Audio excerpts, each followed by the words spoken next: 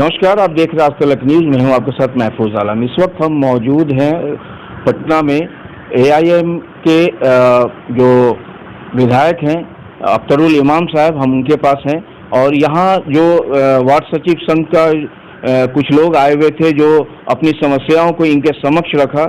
तो क्या कुछ सर वार्ड सचिव का समस्या है, क्या कुछ उन्होंने समस्या को रखा है आपके सामने? देखिए भाई, बिहार में बड़ी बेरोजगारी है और पिछले दिनों में पंचायत में वार्ड के कार्य को सुचारू ढंग से चलाने के लिए 7 निश्चय के प्रोग्राम को जमीन पर स्थापित करने के लिए पंचायत को विकास के रास्ते में दौड़ आगे बढ़ाने के लिए इन लोगों को की व्यापता नियुक्ति की गई गोया अनुबंध पे, और 2 साल का एग्रीमेंट इनके साथ हुआ, लेकिन इन लोगों से 4.5 साल तक काम दिया गया।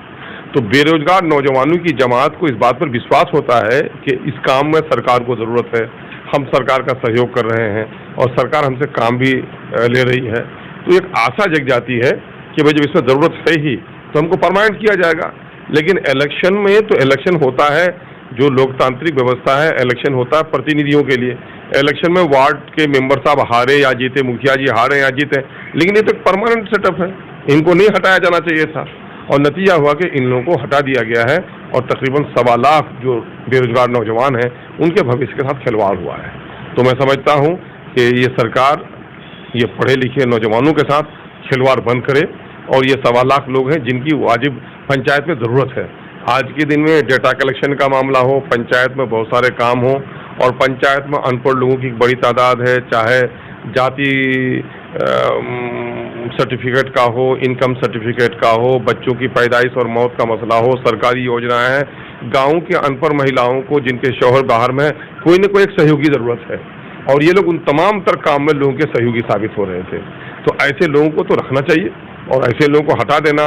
अलग अलग सरकारें आती हैं, अलग अलग यकीन दहानियाँ कराई जाती हैं और मंत्री बदलते रहे, आश्वासन इन लोगों का बदलता रहा और अभी लास्टली इनके बारे में कुछ भी नहीं सोचा जा रहा है। यही तो हम लोग कहते हैं कि भाई बिहार में सरकारें बदलती हैं, बोतल बदल रही है, शराब वही पुरानी है। इन लोगों का चाल चरित्र चेहरा जो है, चेहरा बदलता है, चरित्र में कोई तब्दीली नहीं है। और इस वक्त जबकि बिहार में आप कह रहे हैं कि साहब हम 10 लाख लोगों को नौकरियां देंगे, तो अच्छा तो है, ये 1.25 लाख लोगों को आप बहुत ही मान दिए गोया दे रहे हैं और उस पर भी लोग संतुष्ट हैं बेचारे। ये बेचारे कि भाई 3-4 हज़ार रुपये भी महीने के बाद जो कही गई थी वो भी बतौर स्टाइपेंड कि हमारा मिल जाता तो हम उसके लिए तैयार हैं, और उसके बावजूद भी इनको खपाया नहीं जा रहा है। तो आप ये बताइए 10 लाख बहाली का वादा कितना सच्चा होगा इनका? तो ये बात तो बहुत दुख की है। हम लोग पंचायत राज्य मंत्री से इस सिलसिले में बात करेंगे कि इनके साथ क्यों धोखा दिया जा रहा है। हम लोग इस मामले को उठाएंगे। पिछले 155 दिनों से लगातार गर्दनीबाग के धरना स्थल पर ये लोग घर परिवार को छोड़कर सड़कों की धूल फांकने को मजबूर हो रहे हैं। बावजूद इसके सरकार के कोई भी नुमाइंदे एक बार भी इनके मामले को संज्ञान में नहीं लेती है। ये संवेदनहीनता है सरकार की। किसी राजा का देश नहीं है। जनमत से, जन समर्थन से लोग सरकार पर बैठे हैं और उनकी खबरगिरी नहीं करने जा रहे हैं। तो मैं तो समझता हूं कि जब जनता के पास ये प्रतिनिधि जाएंगे, ये जब खबरगिरी करेंगे तो उनको रास्ता नहीं मिलेगा गांव में घुसने और निकलने का। तो ये तो बड़ा मामला है कि ये खुद ही करें कि आप बैल मुझे मार।